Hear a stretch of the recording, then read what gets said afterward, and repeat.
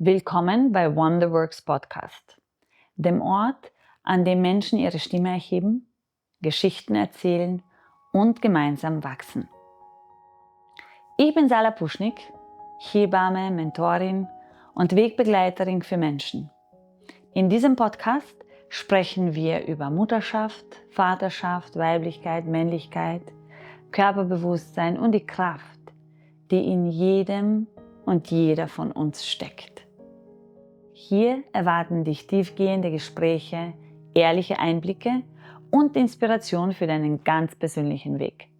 Egal, ob du gerade am Anfang stehst oder dich mitten in deiner Reise befindest. Also, lehn dich zurück, atme tief ein und tauche mit mir ein in die Welt von Wonderworks.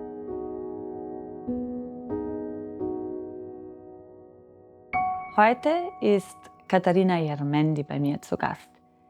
Sie beschreibt sich selbst als Enthusiastin des Lebens, Tänzerin im Herzen, mutige Reflektorin und kooperative Wegbegleiterin. Und genau das strahlt sie auch aus: Klarheit, Tiefe und eine stille Stärke. Ihr Weg führte sie durch viele prägende Situationen.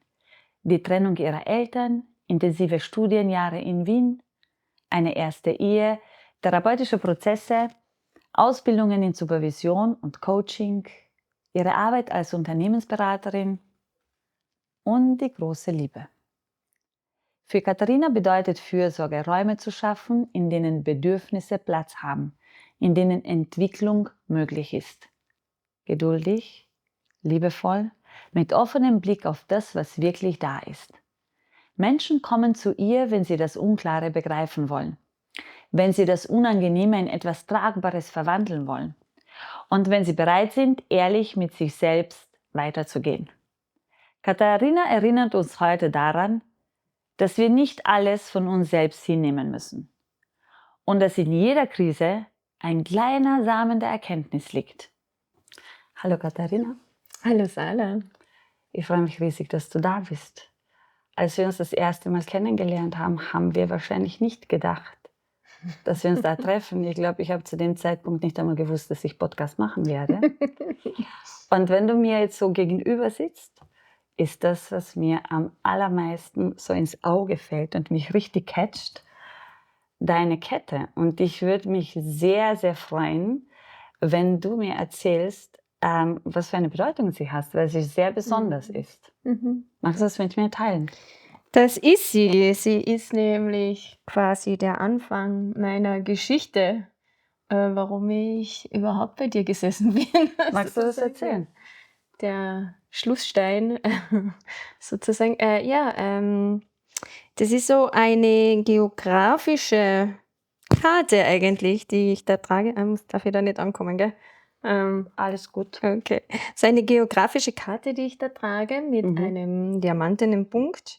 Das ist Untertavis, das ist Obertavis und da ist das Gasthaus Alpini in Tavis. Also beste Pizzeria in Town, wo mich mein liebster Edgar hin ausgeführt hat. Zum allerersten Mal auf unser erstes Date. Und aus diesem Date ist offensichtlich mehr geworden.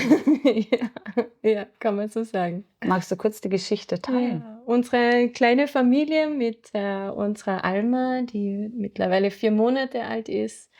Wir sind verheiratet seit 1,5 Jahren, nicht ganz, aber ja. Und die große Liebe meines Lebens. Wenn dir jemand vor 5 Jahren gesagt hätte, dass du so eine Kette tragen wirst und bei einer Hebamme bei einem Podcast sitzen wirst, eigentlich, was hättest du dem gesagt? Na, verrückt. Verrückt, ich war nämlich gerade frisch geschieden. Habe gerade erst meinen Job in der Unternehmensberatung in Wien angefangen. Was mir total getaugt hat, indem ich voll aufgegangen bin. Und dann war ja noch diese eine Kleinigkeit mit Corona. Das waren dann diese vielen Dates, auf denen es ziemlich kalt geworden ist, weil Spazierengehen im Winter die einzige Möglichkeit war, jemanden zu treffen. Ja, da bin ich dann schon sehr froh, dass ich dann ins Alpini ausgeführt worden bin. Wo es schön warm war. Also, ich hätte da jeden für verrückt erklärt. Ja. Aber die Hoffnung war da und immer wieder, dass, Familie für mich auch noch irgendwie möglich sein wird. Und dass du diesen Wunsch in dir getragen hast. Mhm.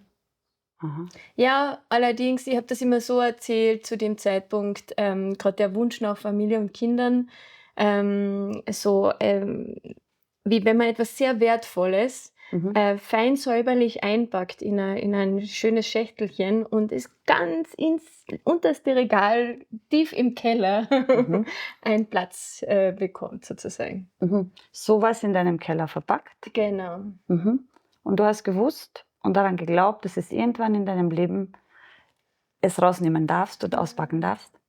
Ich glaube dran, dass man das immer nur im Nachhinein erzählen kann, gell? Ja, aber jetzt im Aber im Nachhinein ja, ja, Mhm. ist es eine Erfolgsgeschichte, Gott sei Dank, geworden. Und ich weiß nicht, wie groß mein Glaube dran war. Mhm. Ähm, Aber der Wunsch war da. aber der Wunsch war da, ja, genau. Der Wunsch nach Beziehung und Ja. Mutterschaft. Ja, genau. Wenn du heute, Alma ist jetzt 4 Monate. 4 Monate alt, Mhm. wenn du heute jetzt an diese Wunschvorstellung zurückdenkst, die du einmal in dir getragen hast, dass du das überhaupt zugelassen hast in dir, dass ich das kreieren darf, wie hast du dir das vorgestellt? Hm. Du Was meinst waren deine überhaupt Ideen? Was waren deine Ideen darüber, wenn man einen Wunsch für Mutterschaft in sich trägt? Was war deine Idee zum Beispiel? Das Interessante ist, ich habe mich immer schon mit einem Mädchen gesehen eigentlich. Also eine kleine Tochter, mit der es einfach irgendwie aufregend und lustig und so was mir an Kindern so gefällt, ist dieser magische Blick in die Welt, alles, was man sich denken kann, ist auch real. Mhm. Ich glaube, das ist etwas, das man halt schnell verliert, so in dem Daily Grind, in der Realität geht das dann verloren. Aber das ist, was Kinder haben und mit so einem Wesen wollte ich in Verbindung sein. Mhm. Die Welt noch mal so aus solchen Augen entdecken. Und ich merke das jetzt schon. Ich meine, jetzt ist sie erst 4 Monate und wir haben schon so eine eigene Sprache entwickelt. Also, ich mache halt nach, was sie so von sich gibt und das ist entzückend. Mhm. Und dann wird es so ein Dialog. Mhm. Total lustig. Also das berührt mich jetzt sehr, dieser Vergleich, zu sagen, du hast dir was gewünscht, was dieses Unschuldige in sich trägt, aus dem alles möglich ist, wo jede Vorstellung, die man in sich trägt, eigentlich möglich ist. Und ein Teil davon zu sein, ein Teil dieser Realität oder dieser Energie zu sein, das war eigentlich dein tiefer Wunsch. Und wenn du jetzt an dich als kleines Mädchen zurückdenkst, hast du Erinnerung daran, wo diese Unbeschwertheit und dieser Glaube daran, alles ist eigentlich möglich im Leben, dieses Gefühl in dir war? Ja. Wie alt warst du da? Ja, also, ich habe eine sehr unbeschwerte Kindheit, wenn ich das in der Retrospektive so bewerten mag, erlebt. Ähm, jedenfalls bis ich 8 Jahre alt war. Mhm. Bin da in Ossiach aufgewachsen, am Mhm. Land, in einer Schule, wo es nur 36 Kinder gab und, Mhm. es gab schon Regeln, aber, ja, wie man sie auslegt, das ist dann Mhm. wiederum die andere Sache. Und ja, in der Natur viel gewesen, unternommen haben wir viel. Also, das ist sehr ja. Und ich kann mich erinnern, dass ich als Kind auch gern mit mir selber gespielt habe. Mhm. Also, ich konnte da ganze Fantasiewelten entwickeln Mhm. mit mir selbst. Habe aber auch gern mit anderen Kindern gespielt. Also, so dieses Soziale, weil dann haben wir meistens, Pferdeherde gespielt oder Wolfsrudel oder so. Ja, dann das kann ich mich ganz gut erinnern. Und dann gab's so eine Zäsur mit 8 Jahren, als, meine Eltern halt dann ihre Scheidung verlautbart haben. Mhm. Und da ist schon Also, da war ich immer noch recht mit mir, glaube ich, als Kind, aber halt auch 'n bisschen verloren so Mhm. in diesen Gefühlen, in der Sorge, was jetzt kommt auch, ja. Mhm. Also würdest du sagen, dass da so ein bisschen von diesem tiefsten Vertrauen und von dieser Naivität Mhm. auch, die ich sehr positiv werte, Mhm. dass da ein bisschen davon verloren gegangen Mhm. ist? Mhm. Ja, würde ich schon sagen. Und das Gemeine, glaube ich, ist, also so eine Attacke also es kommt wie eine Attacke, ne, Mhm. wenn du Mhm. so was hörst. Ähm, aus diesem innersten Vertrauten, das macht halt was mit dem Vertrauen in sich selbst. Mhm. Und das ist schon etwas, das ich, glaube ich, dann, ja, ein Leben lang schon spüre. Sehr oft kann man dann einfach lesen, dass und auch es wird so wiedergegeben, dass die Kinder das sehr oft persönlich nehmen, dass sie Mhm. glauben, dass sie vielleicht irgendwas nicht richtig machen, dass solche Ereignisse in ihr Ja, Leben kommen und dass sie sich dann in Frage stellen, ja. dass sie glauben, sie sind nicht gut genug, wo es zu dem Zeitpunkt, wo das in deinem Leben passiert ist, dieser Diskurs darüber oder dieses Bewusstsein darüber, was das eigentlich heißt für einen Menschen, ja gar nicht so offen war, sich darüber wirklich konkret Mhm. Gedanken zu machen. Mhm. Ich weiß, dass du eine sehr reflektierte Frau bist und jemand, der sich traut, über die Grenzen hinaus zu denken. Wenn du heute so zurückblickst jetzt auf dein Leben, wie würdest du sagen, hat dich diese Prägung oder dieses Ereignis dann weiterhin allgemein in deinem Leben begleitet? Mhm. Ich glaube, es hat mich recht früh auf so eine Suche Mhm. geschickt, als Suche nach Sicherheit mit mir, Mhm. Sicherheit mit anderen. Mhm. Und das ist ja das Spannende, glaube ich, an dem Tanz dann Mhm. wiederum, dass, es braucht aber auch, Abenteuer, Freiheit, Mhm. Autonomie Mhm. gleichermaßen. Mhm. Und, das, was mir ein Leben lang schon ein bisschen schwierig fällt, ist da 'ne gute Balance, Mhm. zu kriegen, ja. Mhm. Also sowohl die auf der Suche nach Geborgenheit und Sicherheit und gleichzeitig aber nicht diese Schwere zu Mhm. haben, die so was auch kriegen kann, oder? Mhm. Wenn so: „Oh, du bist ganz sicher hier in meiner Wolle eingepackt und es kann dir nix passieren.“ Mhm. Ja, super, Ja. aber ich kann mich auch nicht bewegen. Mhm. Blöd. Mhm. Also irgendwie braucht's schon Wie beides. würdest du sagen, gehst du diesen Weg, diese Sicherheit Mhm. in dir zu finden Ja. und das in dir zu verankern, und nicht das von einem Umfeld zu erwarten oder auch zu kreieren? Was sind deine, weil du hast dann doch eine Karriere auch gemacht als Frau in einer Welt, wo es jetzt nicht lauter Frauen Mhm. regnet. Mhm. Das heißt, diese Karriere oder diesen Weg zu gehen, da braucht man schon ein bisschen Sicherheit in sich, okay? Und was hat dir da geholfen, immer wieder, was hast du für Sachen gemacht? Was hat dir da geholfen, diese Sicherheit immer wieder zu finden und das zu stärken, damit du dann da in einer eher männlich dominierten Welt dann Mhm. eigentlich sein darfst? Mhm. Was ja per se als Frau schon nicht so einfach ist. Mhm. War dir das bewusst oder würdest du das retrospektiv sagen, dass es dir jetzt mehr bewusst ist? Ja, also ja, ich glaube, man kann die Geschichte immer nur hinten noch gut Mhm. erzählen. Mhm. Also währenddessen, ich habe sehr gekämpft, vieles ausprobiert, und in unterschiedlichen Arbeitsbeziehungen, auch mit Vorgesetzten, auch mit weiblichen Vorgesetzten sehr gerungen. Mhm. Wenn es ums Thema Autorität gegangen ist, wenn es ums Thema Kompetenz gegangen ist und das auch zuzuschreiben und zuzulassen, dass jemand, jetzt einen Weg bestimmen, darf, Mhm. den ich zu gehen habe. So, da ist bei mir immer schon so ein bisschen so, diese Autorität müsste man auch hinterfragen und wie gut ist die da im Begleiten? Mhm.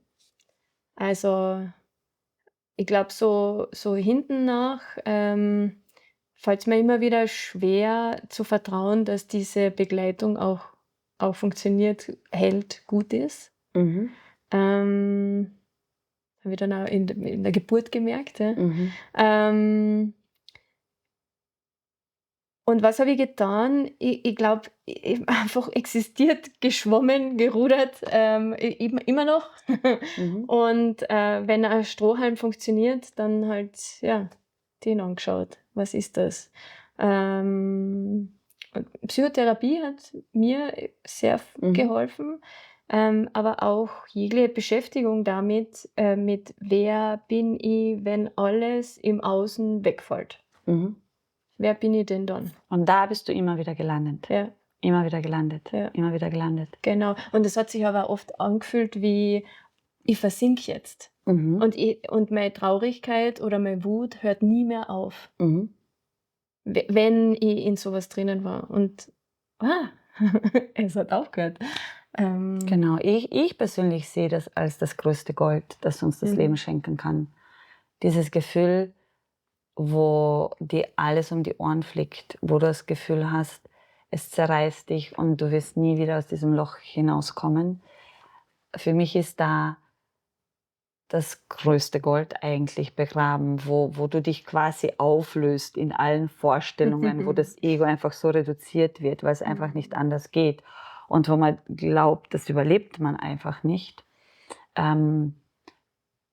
Glaube ich, dass das der Moment ist, wo so die Zeit auch so ein bisschen stehen bleibt, wo man vielleicht auch ein Gefühl dieser Unendlichkeit kriegt, wo sich Zeit ausdehnt und denkt, oh Gott, das endet nie. Und ich glaube, das sind die größten Momente in unserem Leben eigentlich, auch wenn wir das Unmögliche in dem Moment finden. Ich sehe es auch unter der Geburt. Und vieles, was ich in der Geburt beobachte, finde ich, ist Leben einfach. Und da zeigt sich halt noch einmal ganz präsent. Wir wünschen uns, also wir Menschen, finde ich, haben so eine zweidimensionale und sehr naive Vorstellung, wie das Universum funktioniert. 1 und 1 ist 2 und es gibt schwarz und es gibt weiß. Es gibt vielleicht ein paar Nuancen dazwischen und dann gibt es gut und schlecht und dann glauben wir, wenn es sich excited und gut anfühlt, dann ist es wertvoll und wenn es sich nicht so gut anfühlt, dann ist es scheiße.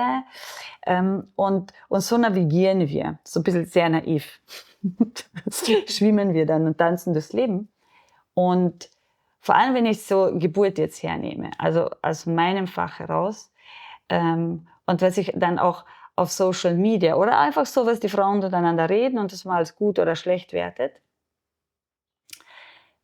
Ich persönlich als Hebamme sehe es, dass die Geburt, die eine Frau erlebt, meiner Meinung, die ist, die ihr die Möglichkeit gibt, am tiefsten zu reflektieren und ihr Gefäß, was sie ist, am meisten auszubreiten. Und das verstehen manchmal Frauen nicht, weil wir so eine Idee haben, okay, eine gute Geburt ist die Geburt, die Ja, schnell ohne ihr geht. die schnell Genau. geht, wo man vielleicht nicht einmal was spürt und das Baby ist da und alles ist gut. Das ist definitiv eine Möglichkeit, in meiner Hinsicht aber gar nicht, also absolut nicht die höchste Möglichkeit, weil zu wenig Reibung da ist. Die Geburt ist eine Kraft, das ist Reibung mit dir selbst, mit deinen eigenen Möglichkeiten und mit deinem Gefäß und mit deinem eigenen Ego und je mehr man da gerieben wird, und es fühlt sich nicht immer gut an, umso mehr kann man in meiner Hinsicht das Bewusstsein ausbreiten und man da einfach immer eine Entscheidung hat. Und das ist so eine sehr, sehr starke Nuance. Also das ist eine Gratwanderung, die sehr schnell links oder rechts geben kann, wo wir an einem Punkt sind, wo wir uns entscheiden, ist das die größte Reibung in meinem Leben und der größte Zerriss, den ich erlebt habe, aus dem ich in mein Potenzial gehen kann? Oder ist das der größte Zerriss in meinem Leben, der mich jetzt für ein Leben lang zum Opfer macht? Und ich glaube, dass wir diese Entscheidung sehr oft im Leben treffen müssen und aus dieser Entscheidung heraus dann kreieren dürfen. Und die Geburt ist halt etwas, was das Intensivste ist, was, wenn eine Frau das erleben darf, wo das halt Thema ist. Und wie würdest du diesen Prozess, den du gegangen bist, und ich weiß, wie committed du zu allem warst in der Schwangerschaft, wie hast du das für dich erlebt? Ja, ich war voll die Streberin. Ich liebe Streber, ich bin selbst eine. Ich liebe Streberin, ähnlich. Also echt alles gemacht, was auf der Liste steht. Und dann war es, also in dem Moment war es einfach so enttäuschend, weil ich halt dann doch schon 3 Tage Wehen hatte und ja, mit diesen vielen Auf und Abs einfach gehofft habe, jetzt geht es dann endlich los und es ist nicht losgegangen. Also meine Wehen waren einfach nicht Muttermund öffnend. Die haben nicht die Wirkung gehabt. Das heißt, du hast regelmäßige Wehen gehabt? Ja, Die sind genau. gekommen. Genau. Wie hast du diese Kraft am Anfang so empfunden? Ja, es war voll geil. Es hat mir total gedacht, das war ja das, worauf ich vorbereitet war. Ne? Also so mit, jetzt geht's los, dann gehen wir noch am See, ein bisschen in der Sonne geweht. Ja, also wunderbar mit Blick aufs Wasser. Und jetzt können wir dann langsam nach Hause gehen und nochmal duschen und gut essen. Und dann, du weißt es ich habe so ganz was Tolles vorbereitet in meinem Wohnzimmer. Das ist mittlerweile der Lieblingsplatz von uns allen, weil da liegen wir regelmäßig drauf. Ja, mein Lieblingsplatz in Eureburger. Es ist der geilste Teppich, den ich jemals gespürt habe unter meinem Körper. Genau, also das ist eigentlich ist das ein Zauberteppich, oder? Genau. Das ist der Zauberteppich. Das ist ein Zauberteppich und das Zentrum unseres gemeinsamen Seins findet auf diesem Teppich statt. Und der war natürlich für die Geburt auch super. Ja. Weil dann haben wir alle möglichen Stellungen gemacht und ja, alles, was man so tun kann.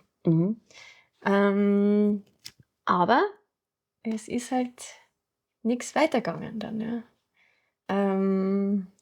Und ich weiß nicht, wo der Punkt war, wo das so gestoppt hat, aber es ist jedenfalls langsamer geworden, als wir dann doch gesagt haben, so jetzt wäre es gut, ins Krankenhaus zu gehen. Ne? Und dann rein, und ich habe das in unzähligen Podcasts, die ich natürlich gehört habe, über wie Geburt so laufen kann, habe ich das ja wohl auch immer wieder gehört, dass dann irgendwas mit dem Oxytocin passiert, das fällt dann vielleicht ab oder die Wehen werden einfach weniger intensiv. Wenn man in diese neue Umgebung kommt. Und vor allem, ich bin ja dort mit der vollen Erwartung hingegangen, dass jetzt geht's los. Und dann sagt die, na, es geht nicht los, weil der Muttermund ist noch zu. So, wie? 14 Stunden habe ich schon auf meiner Uhr. Das kann ja wohl nicht sein, dass es jetzt nicht losgeht. Und wir sind aber dann geblieben, weil wir halt ein Familienzimmer gekriegt haben. Ich weiß nicht, ob ich das nochmal tun würde, aber ja, und dann weiter geweht. Aber es ist zu diesem 4-Minuten-Abstand ist es eigentlich nicht mehr gekommen. Aber es waren einfach intensive Wehen. Und es war schon meine 3. Nacht, die ich nicht geschlafen gehabt habe. Und am nächsten Tag zu Mittag war ich dann einfach, da habe ich den Punkt gehabt, wo ich so erschöpft war, dass ich dann so eine lässige Portion Morphium gekriegt habe, die mich einfach mal quasi aus dem Spiel genommen hat. Und das war sicher wichtig, aber auch eine sehr komische Erfahrung. Du hast das erste Mal solche Drogen gekriegt? Ja. Nein, das ist ja total heftig gewesen. Es war so interessant, weil ich habe Wehen beobachtet, als hätte sie jemand anders, aber nicht ich. Oder als würde die Wehe einfach nur existieren, aber sie hat mit mir nichts zu tun. So dieses totale So ein bisschen Disconnect. Ja, voll. Ich war nicht mehr bei mir. Also, Ja, die Frauen So beobachten total oft, schräg. also sie, wenn sie Schmerzmittel kriegen, die manchmal einfach super wichtig sind, ja. dass man ein bisschen sich disconnected Mhm. von dieser Energie, mit der man es eigentlich da zu tun hat. Im Endeffekt ist es genau das, was es macht, dass es dich disconnected von dir selbst, fährt entlang, weil du dich selbst nicht aushältst in dieser Intensität eigentlich in dem Moment. Und das machen wir sonst im Leben ja auch, wenn es sehr, sehr intensiv ist Ja, und wir das, was gerade ist, nicht fühlen können, dann greifen wir Also ich zu Eiscreme. zu Eiscreme, zu Nikotin, zu Alkohol, zu Spielen, zu irgendwas, um uns einfach da abzulenken. Und manchmal braucht man das einfach, weil es echt super intensiv sein kann, ja. Aber Schmerzmittel macht genau das. Also ein bisschen Disconnect und dann kannst du dich so in einer anderen Perspektive, wenn du bewusst genug bist, dann siehst du dich so, okay, da passiert jetzt was, aber ich bin kein Teil mehr davon. Und wie war das dann wieder zurückkommen? Hast du das, also wie hat sich das dann angefühlt? Fast ein bisschen so wie so ein Kater. Wo man so ein bisschen mit Hangover wieder hineinsteigt. Genau, und vor allem emotional war es schwierig, dann wieder anzuknüpfen, wieder ins Spiel zu gehen quasi. Ja. Wie wenn ein Timeout im Eishockeyspiel zu lang dauern würde. So wenn das nicht 1 Minute dauert, sondern 2 Stunden, dann wären auch alle so komisch. Ja. Was ist das jetzt? Und dann hat es aber wieder, Gott sei Dank, dann auch wieder angefangen. Und dann war ich so richtig frohen Mutes, Sonntag in der Früh. Okay, also jetzt spucken wir nochmal in die Hände und jetzt geht's los. Mit Stäbchen auch sanft eingeleitet und dann wieder weitergeweht am Zimmer aber. Und dann ist die Blase geplatzt. Oh, das war ein schönes Gefühl. Oh. Wie fühlt sich das an? Das war so fein. Also wenn die Frauen zuhören, die das noch nie erlebt haben oder die es nie erlebt haben, dann ist immer, erkenne ich das? Ja. Spüre ich das? Ja. Kann ich das verschlafen? Kann ich das übersehen? Nein. Na? Nein. Nein, das geht nicht. Also das war wirklich, also wie sich anpinkeln, aber auf so eine feine Art und Weise, dieses Wasser, das da gehen darf, war das herrlich. Und natürlich auch so als Zeichen dafür, dass was passiert, so total wertvoll. Ja, und dann ganz euphorisch wieder und in den richtigen Abständen und so runter ins Kreiszimmer mit dem Befund. Ganz exakt der gleiche, also es war Sonntagnachmittag wie Freitag in der Früh. Und das war so ein Schlag in die Magengrube. Das hat mir fast die Luft zum Atmen weggenommen. So eingeschnürt hat mir das, weil das so enttäuschend war. Ja, alles getan dafür, dass es funktioniert. Und dann entscheidet etwas anderes darüber. Also es liegt nicht in meiner Hand. Also ich kann mir noch so viel Illusion aufbauen von Kontrolle. Die existiert einfach nicht.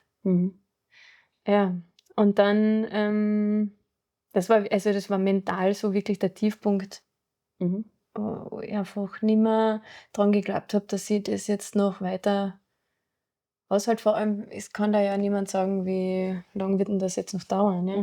Also wäre da jemand neben mir gestanden und hätte gesagt, hey. Genau so. Und in 4 Stunden, 5 Stunden, 10 Stunden wer hätte ich auch ist noch? das Kind ganz sicher da. Genau, dann hätte ich gesagt, okay, dann machen wir das. Aber so, hat mir der Mut verlassen tatsächlich. Ja. Für mich ist die Geburt etwas, also es ist einfach das tiefste Loslassen von all dem, was man glaubt zu kontrollieren. Vor all dem, es kommt einfach dem Leben so nah und es zeigt mir dann immer wieder trotzdem so ein Hauch dieser Illusion, in der wir uns jeden Tag hineinbetten, wie wir das bestimmen Und wir tun es, definitiv tun es wir, aber ich glaube, eine andere Art und Weise, als wir so im ersten Moment denken, dass wir es tun. Und dass wir vielleicht auch auf einer ganz tieferen Ebene, und auch wenn das so blöd klingt, mitbestimmen, ob das so aufgeht, wie dein Mind sich vorgestellt hat, oder ob das Universum oder höhere Intelligenz oder wie auch immer man das bezeichnet, sagt, nein, das ist nicht deine höchste Möglichkeit. Mhm. Wenn das so aufgeht, ist nicht deine höchste Möglichkeit. Mhm. Wir machen es anders, damit wir dich richtig runterkriegen in deine höchste Möglichkeit. Und das fühlt sich sehr schlimm an, weil wir Mhm. alles aufgeben müssen, was uns ausmacht, und uns einfach nur dem hingeben müssen und sagen, okay, mein Wissen, meine Möglichkeit ist am Ende, dann mach halt. Mhm. Wenn du glaubst, Mhm. oder wer auch immer, dass das jetzt das Beste ist für mich. Ja.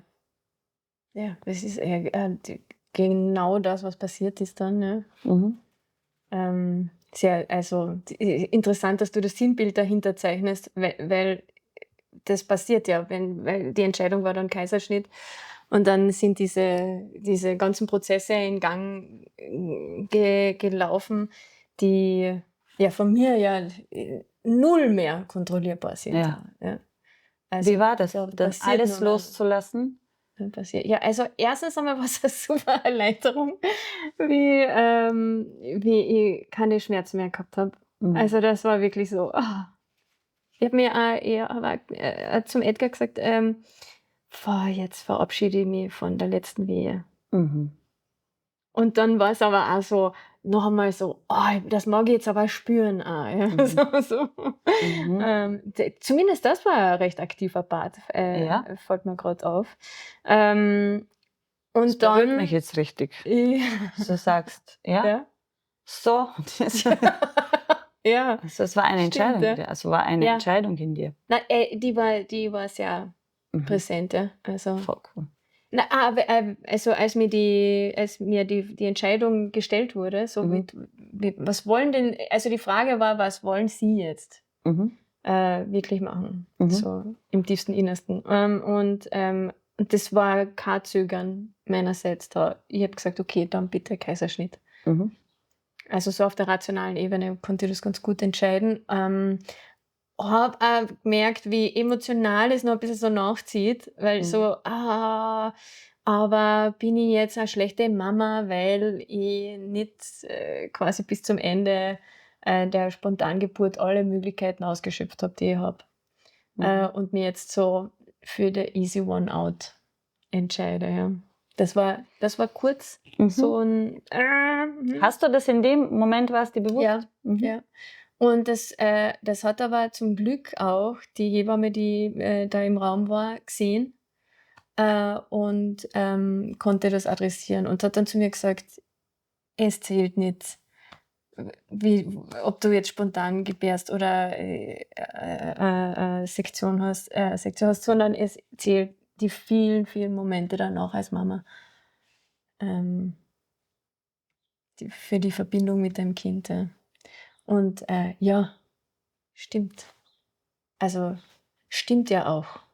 Ich zoome jetzt da hinein. Es Ja. ist so arg, wie wir urteilen, okay? Ja. Und das Das berührt stimmt. mich jetzt sehr. Ja. Weil die meisten Frauen, die eine Sektion kriegen, die sie nicht wollen, verurteilen sich dafür. Mhm. Mir tut das Herz dann immer sehr weh, wenn die Frauen das tun, weil das macht niemand von außen. Das machen wir alleine eigentlich und legen diese Wertigkeit hinein. Das ist gut und das ist schlecht. Aber im Endeffekt, wenn wir sagen, dass die Geburt, wie auch immer sie verläuft, die tiefste Erfahrung deiner Seele ist im Loslassen, dann ist vielleicht noch viel ein tieferes Loslassen Und sich davor zu verneigen, ich lasse das los und da lässt man dieses Ego auch los. So habe ich es mir vorgestellt und das ist gut. Und jetzt läuft es so und dann gebe ich sofort die Wertung hinein, das ist nicht mehr gut, da mache ich mich sofort klein. Ich bin nicht gut genug, ich schaffe es nicht. Schon bevor das Kind geboren ist, und ich bin nicht gut genug Mama, weil ich nicht spontan geboren habe. Und das passiert alles eigentlich in uns. Statt dass wir auch hergehen könnten, das wäre eine Möglichkeit, zu sagen, okay, und ich bin jetzt so mutig, dass ich auch die Vorstellung dieser schönen, wie ich sie mir vorgestellt habe, Spontangeburt loslasse und mich der Situation eigentlich jetzt hingebe, mit mir in Verbindung bleibe und mich nicht urteile und mich nicht von mir trenne, indem ich sofort eins draufhau, sondern sage, ja, du hast das Beste gegeben und du bist mutig, weil es ist auch mutig, sich dann in eine OP hineinzulegen und einen Kaiserschnitt zu kriegen. Ich meine, es ist mutig. Das ist ja nicht so, dass es nicht mutig ist. Okay? Vor allem mit einem Thema mit Autoritäten und Vertrauen. Das heißt, also das finde ich, und da kriege ich wieder Gänsehaut, ist viel mutiger und da musst du viel mehr loslassen, eigentlich, als wenn dein Muttermund aufgegangen wäre, dein Baby kommt auf die Welt, zack, hast du das da gar nicht experimentieren dürfen. Und wenn du früher sagst, okay, als du 8 Jahre alt warst, war wie ein Komet und alles hat sich verändert. Und vor allem dieses tiefste Vertrauen, dass du dich auf jemanden verlassen kannst und dass diese Naivität so ein bisschen aufgerüttelt wurde und dann immer wieder in deinem Leben das Thema war, wie kannst du für dich einstehen und was kommt von außen. Und dann zu merken, okay, ich muss jetzt loslassen und ich muss denen alle vertrauen.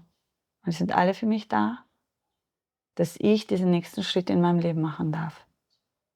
Damit ich meinen tiefsten Wunsch erfüllt kriege, dass ich endlich mein Baby in meinem Arm halten kann, das aus mir entsprungen ist, das aus mir mit meinem Partner kreiert wurde. Und jetzt geht es einfach nur ums Loslassen und Vertrauen. Und das ist genau das, was irgendwann einmal sehr aufgerüttelt wurde. Würdest du so nicht lernen, wenn du diese Reibung nicht gehabt hättest. Und es ist groß, weil auch da kann man noch weiter bleiben. Aber dann musst du, es geht einfach nicht anders. Ja, genau, ja. Wie war es dann im OP drin zu liegen? Wie war das? Also etwas, was ich schon gemerkt habe, ist so, okay, nachdem das Protokoll jetzt so läuft, das gibt schon auch Sicherheit. Das gibt jetzt halt nicht mehr die viele Freiheit, weil ich mich vielleicht gern bewegt hätte oder ich kann mich nur erinnern, mit breit ausgebreiteten Armen da gelegen und ich hätte vielleicht dann ich hätte sie gern angegriffen schon. Also es ist mir so vor das Gesicht gesetzt worden, dann, als ich dann endlich da war. Und ich konnte sie nicht angreifen. Das war ganz komisch. Und ich kann mich auch nicht bewegen. Diese Lage, in der man da ist, also körperlich fühlt sich das nicht gut an. Ja. Es war nur eine Erleichterung, dass jetzt dieser Prozess endlich in Gang kommt. Das war so auf der emotionalen Ebene und ansonsten viel Überforderung mit ich sehe ja nicht viel. Vor mir nur diese Wand und die Menschen, die um mich herum sind, sehe ich nicht. Das war ganz komisch. Ich habe keine Gesichter gesehen, die nicht so klar wahrgetan und dann, ja, vielleicht dass das dann wie so eine Masse des Vertrauens um mich herum. So eine Masse an Kompetenz und das mir Vertrauen ausgestrahlt hat, war irgendwie um mich herum. Weil die haben schon gewusst, was sie da tun. dann war da doch irgendwo so vom Urvertrauen noch, noch genug Ja, da, weil so wie du das jetzt dorthin zu gehen. also sprichst, also das, was du jetzt in Worte fasst und wie du es beschreibst, so fühle ich es jetzt wieder, warst du zwar in einem außerordentlichen Zustand, aber sehr connected zu dir selbst wieder. Also sehr bei dir im Wissen, dass die Energie, die um dich herum ist, eigentlich sich um dich kümmert. Und du kannst bei dir bleiben, eigentlich. Ja. Ja, also auch mit dem Preis, den das kostet.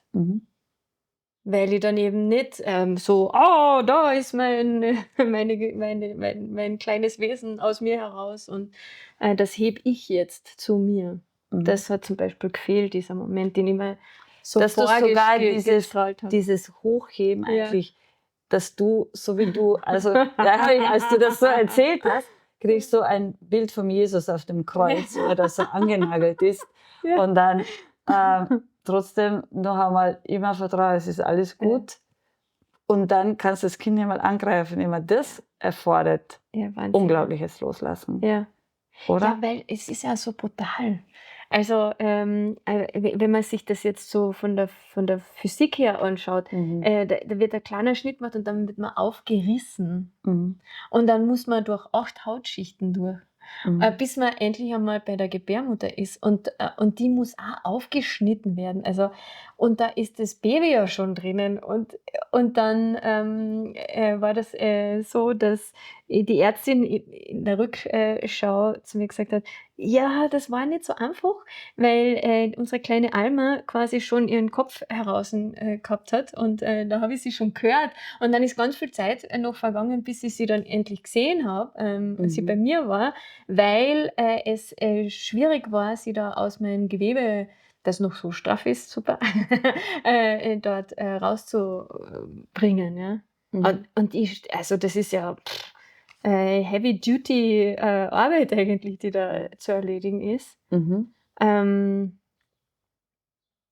dann gehört das Ganze auch noch fein säuberlich zugenäht, diese 8 Schichten wiederum, dass dann nur so eigentlich eine kleine Narbe bleibt. Also das ist ja total, es bringt mich zum Staunen, eigentlich, was da alles passiert. Und dieses Brachiale, ja, also das ist beim Kaiserschnitt nichts weniger, ja, als es spontan auch einen ziemlichen Weg Brachialis braucht. beides. Ja. Wenn du heute deine Narbe anschaust, Ja. an was erinnert sie dich? Ja, ich habe immer noch so ein Thema von, gebe ich dem genug Aufmerksamkeit? Versorge ich das gut genug, weil es so viele gemischte Gefühle hat, wenn ich da drauf schaue. Also zum einen sicher immer noch, warum konnte das nicht anders sein? Also das ganz loszulassen, fällt mir immer noch schwer. Und zum anderen, das ist jetzt etwas quasi ein Einschnitt, den ich gut versorgen möchte, auch, weil vielleicht wollen wir ja auch noch ein zweites Putzel haben und dann wäre das ja wieder, da kommt dann wieder das Strebertum und also, weiß nicht, und teilweise ist da auch noch wenig Gefühl drauf, also zwischen Nabel und Bauchnabel ist einfach noch kaum ein Gefühl. Es ist noch ein bisschen so taub. Ja. Und dann sind das sehr gemischte Gefühle, wenn ich da drauf schaue eigentlich. Der Edgar hilft mir, weil der schaut die anders an. Also der hat, Wie schaut er sie an? ich glaube, das ist für ihn so die Pforte halt gewesen, ja, die ihm seine liebste Tochter Alma gebracht hat und mir mein Leid beendet hat sozusagen. Ja. Und der Blick hilft auch. Was macht das mit dir, wenn du siehst, wie er drauf schaut? Ja, es hilft einfach. Da eben noch eine andere Perspektive drauf zu haben. Also mit so einem liebevollen Blick könnte man es auch anschauen. Ja. Aber wenn mir das nicht immer so gelingt. Ja, also ich mag das schon auch authentisch bleiben, weil das ist halt sein Blick. Aber es hilft, ja. Findest du, dass du dich würdigst dafür, für dein Weg war? Ja, ich glaube, es dürfen noch so ein paar Nächte ins Land ziehen. Mhm. Ähm, ja, das darf noch ein bisschen mehr wachsen. Es ist ein Pflänzchen, würde ich sagen, Mhm. das noch gedeihen darf. Ja. Das finde ich Ja. wunderschön, dass du das Bewusstsein darüber hast Ja. und dass du es nicht einfach wegschiebst, als ob so oder so. Mhm. Weil die Seele braucht viel länger, dass sie Ja. all das, was wir erleben, und es ist groß, Mhm. es ist riesig, integrieren können. Und Mhm. dass wir dann den nächsten Schritt damit machen. Ja, und auf meiner Streberliste war halt schon wieder, hey, Wochenbett. Da wäre ja jetzt schon gut, das zu verarbeiten. Also, ah, Gott, es hat überhaupt nicht funktioniert, ja. Also, da war mal irgendwie irgendwo ankommen, war die Devise. Und da hätte ich mir schon wieder einen Druck gemacht eigentlich, dass das jetzt schon hätte Schon passieren sein muss. müssen, ja. Und, wenn ich jetzt eigentlich erst so spüre, okay, jetzt so langsam darf das, also bin ich ja bereit dafür. Mhm. Aber da bin ich manchmal schneller als mein Schatten und das macht ja auch nur, dass die Unsicherheit weniger wird. Und in der auch ein bisschen zu verweilen, ist Mhm. schon, tut mir schon auch gut, merke ich gerade. Also ich glaube, dass wir Frauen einfach ein super Talent, viel mehr als Männer, und vielleicht ist es die weibliche oder die männliche Energie. Also ich möchte da jetzt Mhm. alle anders gestellten Leute nicht herausschließen, aber dass wir einfach so gut darin sind, in dem, wie unsere Ereignisse in unserem Leben sind, dann unseren Wert daran knüpfen, Mhm. ob wir gut genug sind, wenn Mhm. das so ist. Mhm. Sind wir gut genug, wenn es so ist, wie es ist? Mhm. Oder müsste es so sein? Und dann bin ich gut genug als Frau, als Mhm. Partnerin, als Mutter. Ich glaube, dass das eine Schleife ist, die in uns viel, viel, viel tiefer verankert ist, als es der männlichen Teil dieses dieses Mhm. Planeten ist eigentlich. Und dass das natürlich persönliche Biografie mit sich bringt, aber auch eine kollektive, mm, ein kollektives Bewusstsein der Frauen in dieser Gesellschaft, dass wir so viele Jahrhunderte einfach kein Wert, kein Wort, gar nichts hatten, dass wir uns immer wieder hinterfragen in unserem Wert. Also, weiß ich gar nicht, ob die männliche Seite Mhm. das nicht genauso tut. Mhm. Nur sie tut es nicht so offen wie wir, glaube ich. Mhm. Also, ich blicke da manchmal recht sorgend in die Welt, wenn also die Selbstmordrate unter Männern ist sehr, sehr hoch. Mhm. Und was ich viel erlebe, auch in der Geschäftswelt, sind so schwache männliche Energien. Also wenn die männliche Energie in ihrer Kraft steht, Mhm. dann hat sie so eine Gerichtetheit, so eine Macherenergie, so gute Dynamik, die in ihrem Selbstverständnis so total gesetzt ist. Mhm. Ne? Mhm. Und das erlebe ich vielfach, wenn dann so egomanische Tendenzen auftauchen oder so Entscheidungen getroffen werden, die so offensichtlich keine Verbundenheit Mhm. ausstrahlt. Da da fehlt der männlichen Energie auch was. Und die hinterfragt dann, glaube ich, auch nur vielleicht nicht so an der Oberfläche und auch nicht so im Sichtbaren. Weil ich glaube, bei uns Frauen ist es immer recht sichtbar, ja. Also, weil so Werte wie Ästhetik oder Schönheit, das ist was sehr Visuelles auch, gell? Oder eine Rolle im Verhalten, wie wird denn das ausgehen? Also als Mutter, das ist sichtbar für andere. Viel mehr noch als diese Gerichtetheit. Also da gebe ich dir total recht. Also ich glaube, dass die auch viel mehr in der Krise sind als wir. In einer viel, viel tieferen Krise. Und die zeigen das anders, weil bei denen bricht gerade alles auf. An dem, woran sie sich die letzten 5000 Jahre eigentlich halten konnten. Trotzdem finde ich, haben die, also meiner Betrachtung, haben die verweilen nicht so in diesem Opferdasein, wo wir uns selbst so ein bisschen sind total desorientiert und schauen, wo sind die Wertigkeiten und was macht mich, was ist jetzt dein König? Okay, ist es der mit dem Schwert immer gerade voraus, sondern wo sie Nuancen von sich entdecken dürfen, die ihnen auch zum Teil, finde ich, über Jahrhunderte vorenthalten wurden, weil man sie in bestimmte Bereiche gar nicht hineingelassen hat, weil man sie absichtlich von Räumen der Bindung, der Empathie, des liebevollen Umfeldes eigentlich herausgenommen hat und getrennt hat davon, um ihnen zu sagen, sie sind stark, damit sie dann für irgendwelche Wahnsinnigen in den Kampf ziehen können, weil du einen empathischen Menschen schwerer motivieren kannst, dass er für irgendeinen Idioten das Land erobern geht und andere umbringt.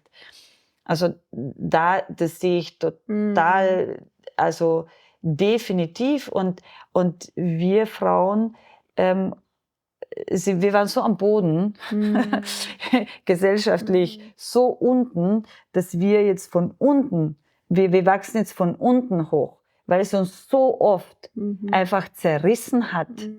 Okay, und weil wir so oft auch uns hinterfragt haben und weil wir so oft noch immer sagen, wir sind nicht gut genug. Also das macht letztendlich, wenn wir das bewusst machen, wenn jetzt noch in unserer Generation die Bewusstheit dazu kommt, was wir da eigentlich machen.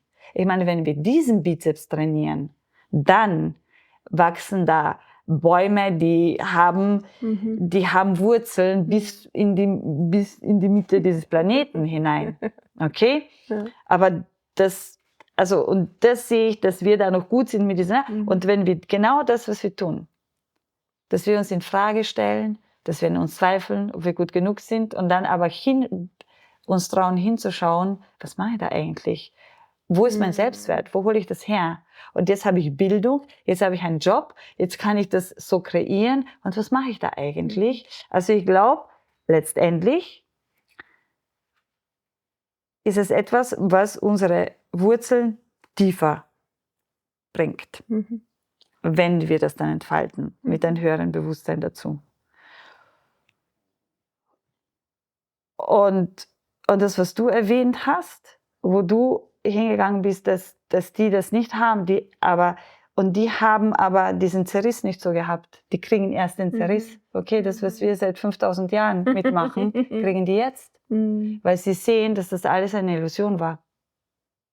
Und dass sich das so nicht mehr aufrecht erhalten lässt. Und da kommt jetzt dieser Zerriss. Und das zeigen die Statistiken ganz deutlich, dass es überhaupt keine Orientierung mehr gibt. Okay, und dann hast du aber auch jemanden an deiner Seite, die diesen Zerriss gewohnt ist und dann wächst, okay? Das macht dich jetzt nicht unbedingt größer, sondern noch kleiner. Nix, ja. Und das fegt etwas, was kein Fundament hat, ein bisschen davon. Und das ist, glaube ich, die Gesellschaft, in der wir uns eigentlich gerade befinden. Und ich habe ja selbst 3 Söhne. Und ich sehe, wie junge Menschen eigentlich schon ganz anders reflektieren darüber und wie sie wie sie ihr Dasein eigentlich suchen. Ja, ihr erlebt das auch. In der Unternehmensberatung, in der Arbeit sind sehr viele junge Menschen beschäftigt, also so direkt von der Uni weg. Und eigentlich die schönsten Arbeitsbeziehungen sind wirklich so diese gemischten Teams, wo jeder so in seiner Stärke das aufs Tableau bringt, was halt da ist, was geht, was möglich ist. Und sich das halt so gegenseitig so verstärkt einfach und aufbaut. Und da habe ich ein paar echt schöne Beispiele eigentlich schon aus Erfahrung. Und das ist auch, wie ich Partnerschaft anlege. Also das Ja, genau. Und wie gelingt euch das? Weil das ist jetzt was Tiefes, was in eurem Leben passiert ist. Ein Kind zu empfangen, ein Kind auf die Welt zu bringen, ein Kind ins Leben zu begleiten, jetzt ist eigentlich der Beginn, wo man dann miteinander tanzt und schaut, wo stehst du, wo stehe ich, wie geht es uns jetzt eigentlich in diesem Netz, was wir uns in unserem Gehirn bis jetzt kreiert haben als Realität. Wo stehen wir jetzt eigentlich? Was machen wir jetzt draus? Wie gelingt euch das jetzt? Ja, nachdem das nicht unser erstes Rodeo auf der Beziehungsebene ist, das kommt uns, glaube ich, sehr zugute, weil wir einfach schon so also in was verliebt man sich, wenn man Anfang 20 ist, oder so. Also heute weiß ich, in die eigene Wunder verliebt man sich. Also in die eigene Wunder. Geht nicht anders. Die noch so roh ist, oder? Die sehr roh ist. Ja. Plus ein Bewusstsein, das gar nicht weiß, wenn man 20 ist. Genau. Ja. Genau. Von dem her, also manchmal denke ich mir so, wir haben 20 Jahre miteinander verpasst. Und gleichzeitig, ja, Gott sei Dank, weil in diesen 20 Jahren konnten wir, glaube ich, beide uns unsere Wunden genauer anschauen und einfach lernen, wer sind wir und wie wollen wir in einer Partnerschaft sein. Und so, glaube ich, haben wir eine recht hohe Kompatibilität zusammengebracht. Und also das, was uns eint, ist diese Lust am Leben. Dieses, so schlimm kann es gar nicht sein, dass ich nicht Lust hätte, die Herausforderung anzuschleichen oder noch einen Tag auf der Erde zu sein, weiß ich nicht, den Wind in meinen Haaren am Wörthersee zu spüren, ja, oder so irgendetwas. Also dieser positive Ausblick ins Leben, das ist, glaube ich, etwas, was uns eint. Und diese Idee von, okay, ich träum's, ich kann es denken, also kann ich es auch machen. Und zumindest kann ich es probieren. Und wir werden sehen, wo wir rauskommen. Also es gibt in unseren beiden Gehirnen, glaube ich, nicht sowas wie so muss. Wenn es, glaube ich, bei mir noch ein bisschen mehr diese Utopie noch ein bisschen verstärkter. Also das ist schon ein Bedürfnis auch irgendwo. Ne?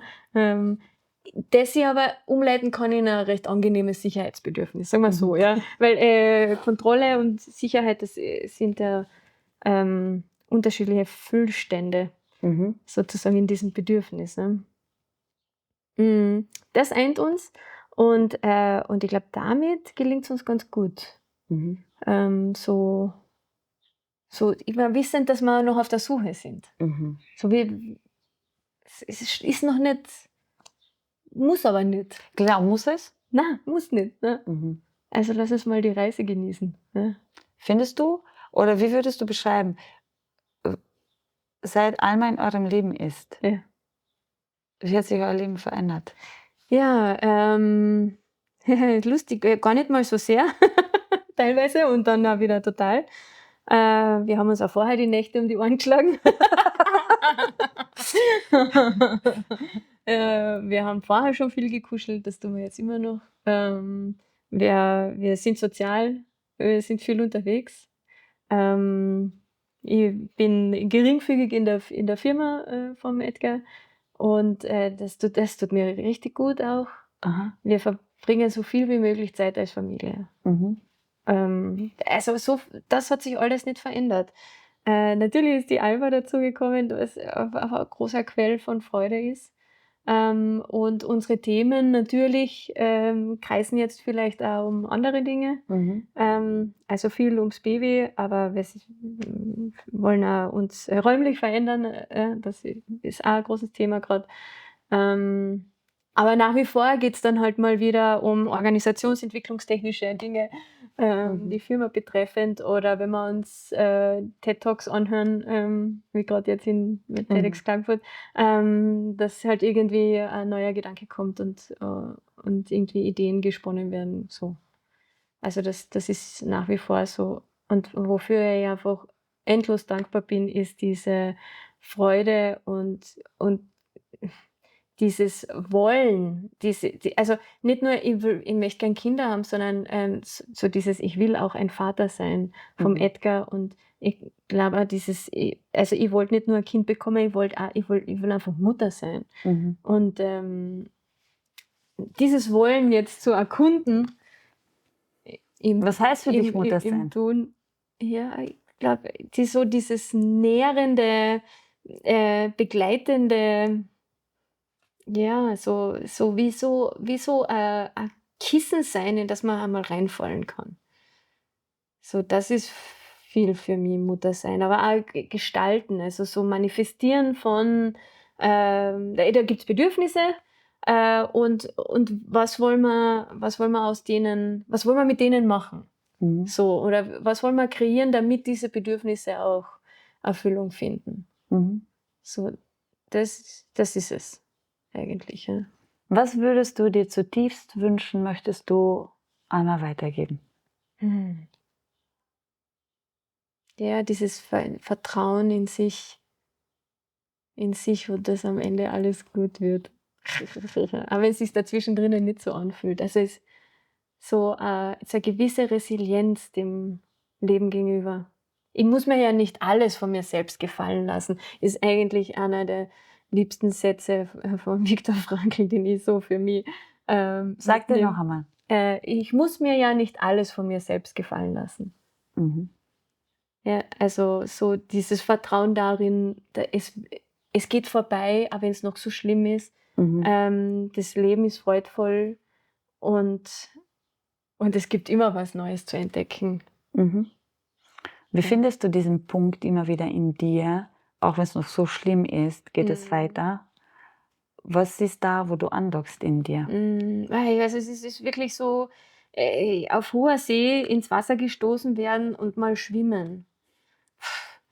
Also ich habe da leider noch gar kein Erfolgsrezept. Es taucht ja auch immer wieder auf, Ja, genau. immer wieder anders, ja, Ja, genau. spannend. Vielleicht ist es dieses, spannend. Was ist das jetzt? Ist wie so ein Rätsel, oder dass ich da entschlüsseln darf. Und wenn du jetzt so retrospektiv an deine Schwangerschaft und dann vor allem auch an die Geburt denkst und dieses dann wieder aufstehen und sich zusammenklauben wieder, okay, wo man sich nicht nur zusammenklaubt, sondern wo man total neue Idee von sich selbst entwickelt als Mutter, weil man die Rolle vorher noch nie gespielt hat. Man hat eine Vorstellung darüber und denkt sich probably auch ein bisschen anders, als es dann in der Wahrheit ist, wo man manchmal froh ist, dass man bis Mittag Zähne geputzt hat und sich irgendwas angezogen hat. Und ich denke, wow, allein zum DM einkaufen oder zum Billa, der ist bei dir näher, weil DM ist schon zu weit beim Anfang.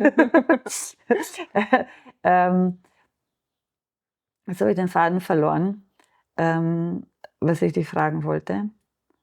Genau, und wenn du das retrospektiv beobachtest und da hören jetzt vielleicht Frauen zu, die in guter Hoffnung sind oder nicht einmal in guter Hoffnung oder aber nicht einmal glauben daran, dass sie ihren Seelenpartner, Partnerin finden werden und das ist etwas, was sie nie erfüllen wird und dann gehen sie diesen Weg und dann geht der Weg anders, als man sich das vorgestellt hat oder man erlebt eine andere Geschichte, als man sie kreiert hat davor.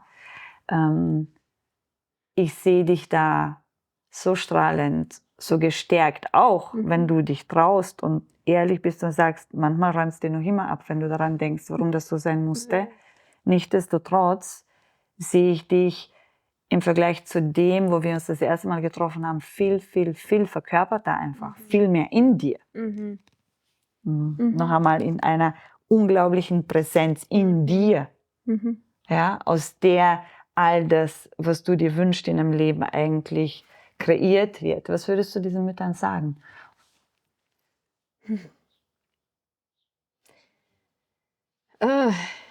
Ja, schwierig. Ich glaube, es gibt so ein paar Prinzipien und die zu wissen sind schon gut für sich selber. Und ein Prinzip, das mir sehr hilft, ist, es ist wichtiger, wie es sich anfühlt, als wie es ausschaut. Weil dann das Ausschauen, das folgt dem dann schon. Ja?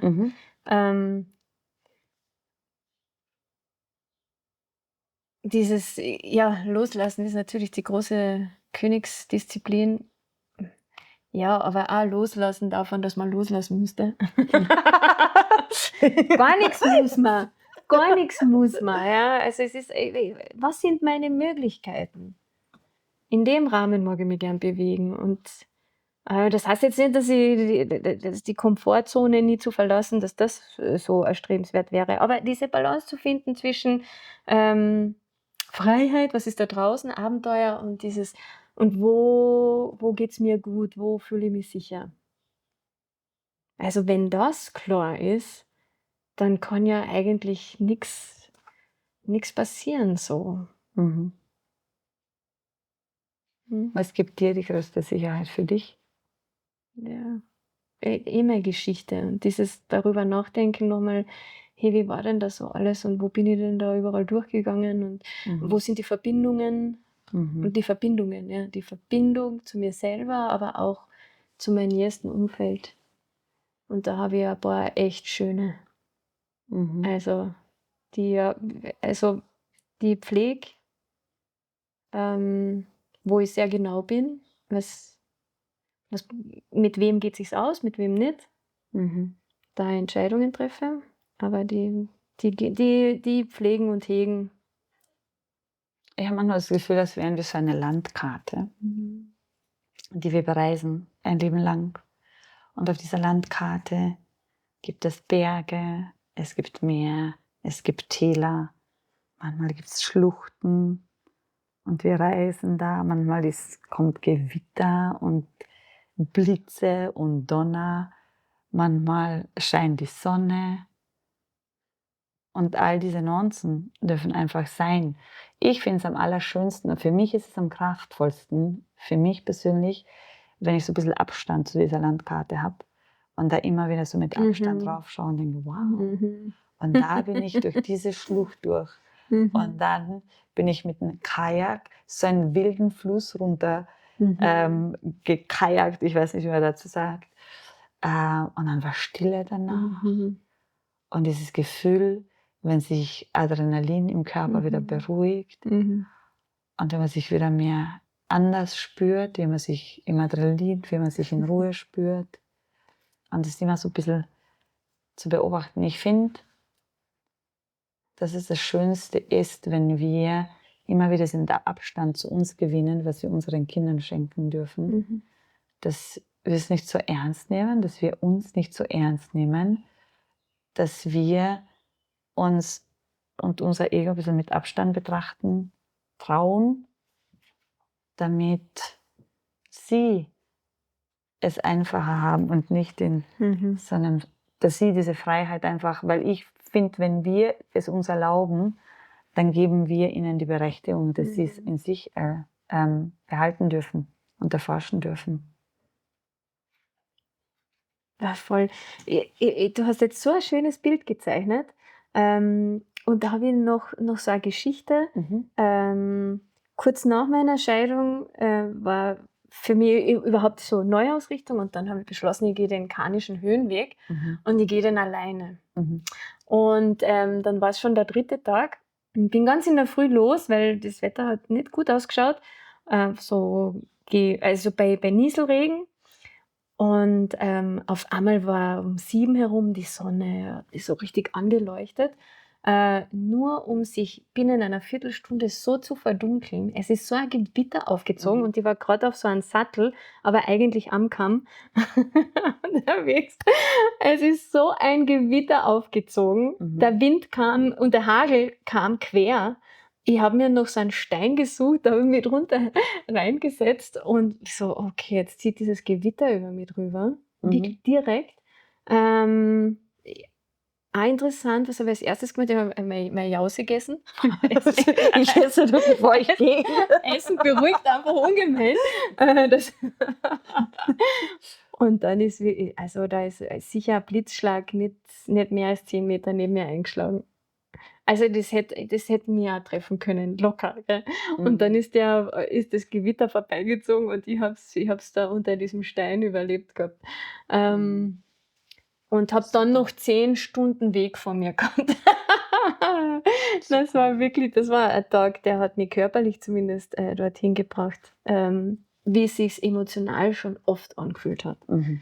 Aber dann haben die Naturmächte, Kräfte dir das noch einmal gespiegelt. Ja, aber auch ganz, ganz eine super Erfahrung, das so körperlich manifestiert zu haben. Und auch das kann man überleben. Worauf bist du richtig, richtig stolz? Ja, dass ich Dinge überlebe und dann drüber reden kann und erzählen kann und so Schlüsse für mich ziehe, die mein weiteres Leben beeinflussen. Wofür bist du dankbar? Für die Menschen um mich herum, meine Liebsten. Und was sind deine tiefsten Wünsche? Dass wir noch viel gute Zeit miteinander haben und noch, Zeit. Dankeschön. Danke dir, Sarah.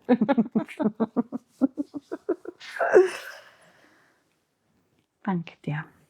Wenn dir der Podcast gefällt, abonniere unseren YouTube-Kanal und hinterlasse eine Bewertung.